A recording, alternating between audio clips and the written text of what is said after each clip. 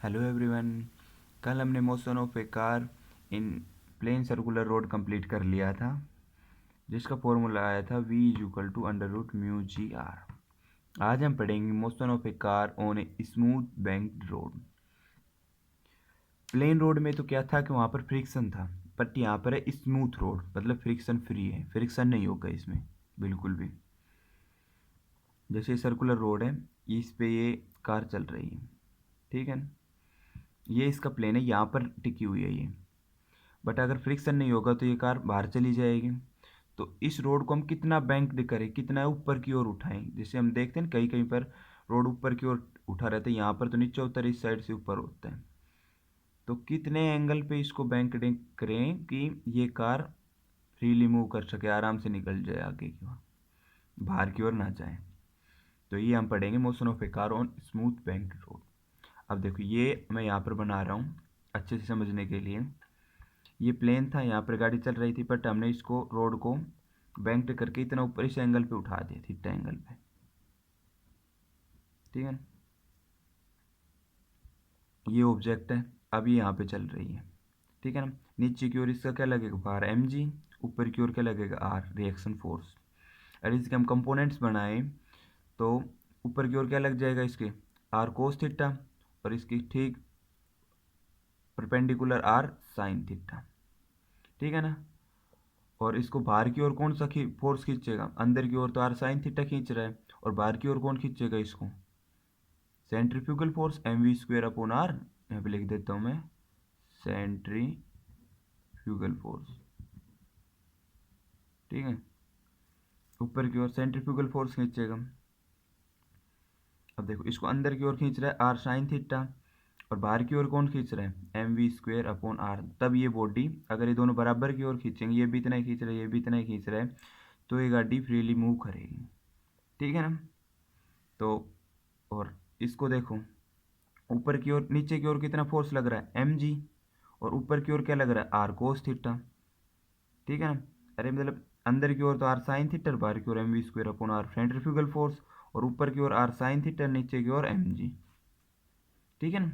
हम इन दोनों को भी इक्वल रख लेंगे, ये इसको इक्वेशन फर्स्ट रख लेंगे, इसको इक्वेशन सेकंड रख लेंगे। अगर इक्वेशन फर्स्ट और सेकंड को हम सोल्व करेंगे, डिवाइड करेंगे, तो R sine theta upon R cos theta, और M V square upon R G, तो एम से एम कैंसिल हो जाएगा।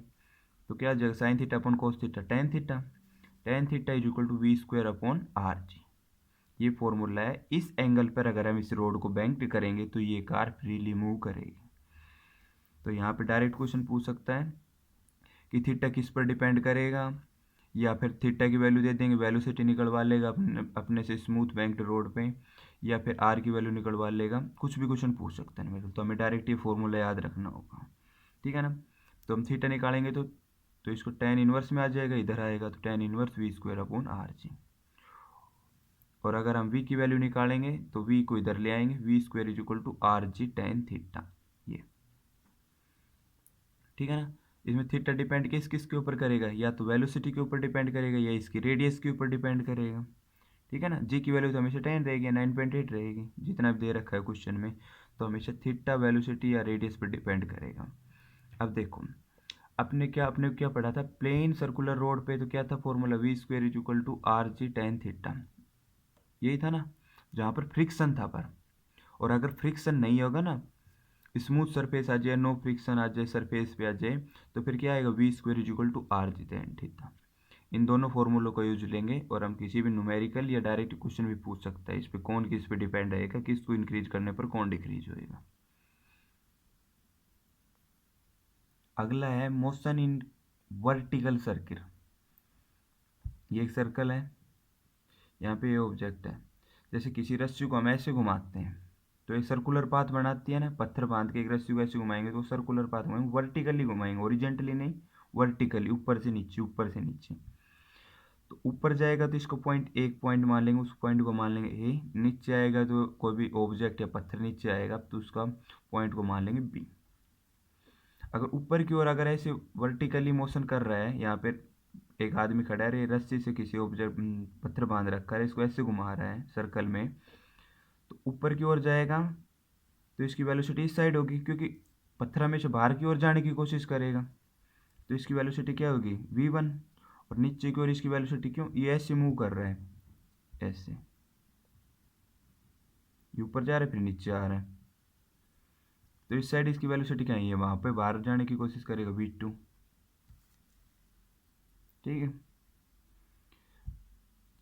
जो ऑब्जेक्ट है इसका वेट कितना होगा mg, नीचे अगर ये ऊपर है तो टेंशन कहाँ पर लगेगा, नीचे की ओर t1, और अगर नीचे है तो टेंशन कहाँ पर लगेगा, ऊपर की ओर, हमें सेंटर की ओर लगेगा ना।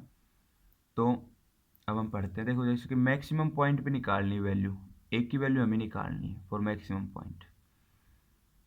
तो टेंशन कहाँ कहाँ पर लग रहा है, टेंशन लग रहा है नीचे mg, और नीचे क्या लग रहा है, मास, इस ऑब्जेक्ट का मास, अगर कोई ऑब्जेक्ट ऊपर है तो नीचे ही तो लगेगा उसका मास, तो नीचे mg, और क्या लग रहा है टेंशन t1, तो t1 प्लस mg, और बाहर की ओर क्या लग रहा है, बाहर की ओर कोई फोर्स इसको खींच रहा है, तो वो कौन सा फोर्स होगा, सेंट्रीफ्यूगल फोर्स, तो क्या होगा mv² अपॉन r।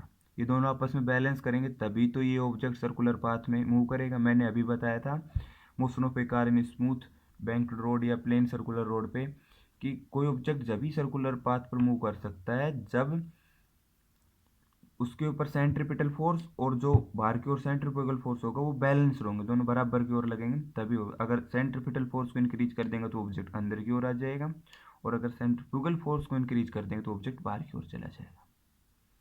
तो ये दोनों फोर्स बराबर लग रहे हैं, T1 plus mg is equal to mv² upon r। ये क्या है, सेंट्रीफ्यूगल फोर्स। ये ऑब्जेक्ट ऊपर की ओर जाएगा फिर ये नीचे की ओर आना स्टार्ट करेगा, तो यहाँ पर हम क्या होगा, इसकी वेलोसिटी मिनिमम होगी, स्पीड में, सॉरी वेलोसिटी नहीं, स्पीड मिनिमम होगी इसकी, ठीक है ना, स्पीड। तो स्पीड अगर मिनिमम होगी तो इस जो यहाँ पर लगेगा इस रस्सी के ऊपर, इस स्ट्रिंग के ऊपर जो टेंशन लगेगा वो कितना लगेगा, जीरो लगेगा, क्योंकि स्पीड नहीं है, वो नीचे की ओर आना सोचे, नीचे की ओर आएगा तो ये जो स्ट्रिंग है वो लूज होगी, तो क्या लगेगा, टेंशन जीरो। तो टिक की जगह हम रख देंगे zero plus mg upon r, ठीक है ना। तो यहाँ पे पॉइंट ए है तो इसको v1 ले लेंगे, और यहाँ पे पॉइंट बी है तो इसको mv² अपॉन r रख लेंगे। तो v1 क्या हो जाएगा, v1², ये इस r इसके मल्टीप्लाई में चले जाएगा, m से m कैंसिल हो जाएगा, तो v1² is equal to gr। तो v किसके इक्वल हो जाएगा, v is equal to √gr, जब किसी ऑब्जेक्ट को हम मोशन कराएंगे वर्टिकली तो क्या हो जाएगा, v is equal to gr। तो ये v की क्रिटिकल वैल्यू है। अगर किसी ऑब्जेक्ट को इस स्पीड से, इस वेलोसिटी से कम करेंगे, अगर ये ऑब्जेक्ट इसको इस वेलोसिटी से कम स्पीड में घुमाएंगे तो ये ऑब्जेक्ट सर्कुलर पाथ फॉलो नहीं करेगा, या तो नीचे गिर जाएगा ये, ठीक है ना, सर्कुलर पाथ सेंटर की ओर गिर जाएगा ये, ठीक है ना। तो हम कह सकते हैं कि v1 smaller than v critical then object not move in circular path. अगर v1 की वेलोसिटी कम होगी v क्रिटिकल से तो ऑब्जेक्ट मूव नहीं कर पाएगा। और अगर हम इसी तरह मिनिमम पॉइंट फॉर बी की वैल्यू निकालें, बी पर इस ऑब्जेक्ट की क्या वेलोसिटी होगी, यहाँ पे हम एक पर निकाले इस वेलोसिटी क्या होगी इस ऑब्जेक्ट की, और इसी तरह हम अगर बी पर निकालें तो ऊपर की ओर कौन सा फोर्स लग रहा है, टेंशन टी, जो मास है वेट है इसका तो हमेशा नीचे की ओर लगेगा, तो मतलब टी की डायरेक्शन में नहीं लगेगा, तो T2 हमेशा एकला आ गया, सॉरी T2 एकला आ गया, mg plus mv² upon r। बाहर की ओर सेंट्रीफ्यूगल फोर्स भी तो लग रहा है और मास भी नीचे की ओर लग रहा है, तो दोनों बाहर की ओर लग रहे हैं।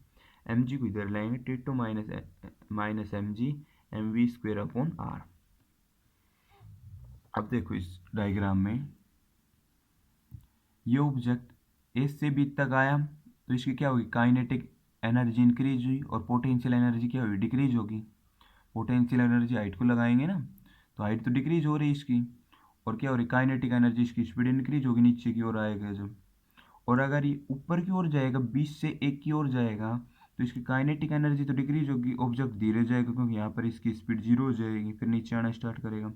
और इसकी पोटेंशियल एनर्जी जो इसकी हाइट है वो इंक्रीज होगी, तो पोटेंशियल एनर्जी इंक्रीज होगी, ठीक है ना।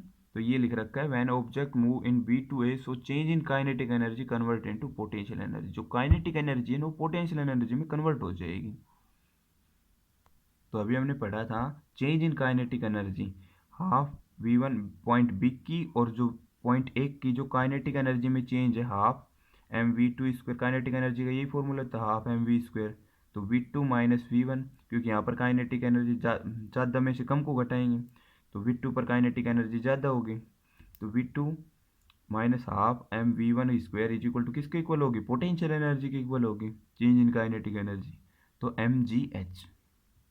ठीक है ना। एच किसके इक्वल है, देखो यहाँ पर इसकी यहाँ से और यहाँ तक इसकी रेडियस कितनी होगी, आर, तो यहाँ से इसकी रेडियस कितनी होगी, यहाँ पर भी आर होगी, तो आर प्लस आर 2r, इसकी टोटल हाइट एच के इक्वल हो जाएगी। तो एच इज इक्वल टू किसके इक्वल है, 2r के, तो हम एच को 2r के इक्वल लिख सकते हैं ना, क्योंकि r प्लस आर 2r हो गए, तो half M V square minus half M V one square is equal to M G 2r। ठीक है ना। इसको हम इधर की ओर लेके जाएंगे, half M V one square को इसकी इस साइड ले जाएंगे तो पॉजिटिव में आ जाएगा, तो half M V two square is equal to में 2mgr plus half M V one square. इन दोनों को सोल्व करेंगे, 2 इंटू 2 4 प्लस 1 5, 5/2 mgr। ठीक है।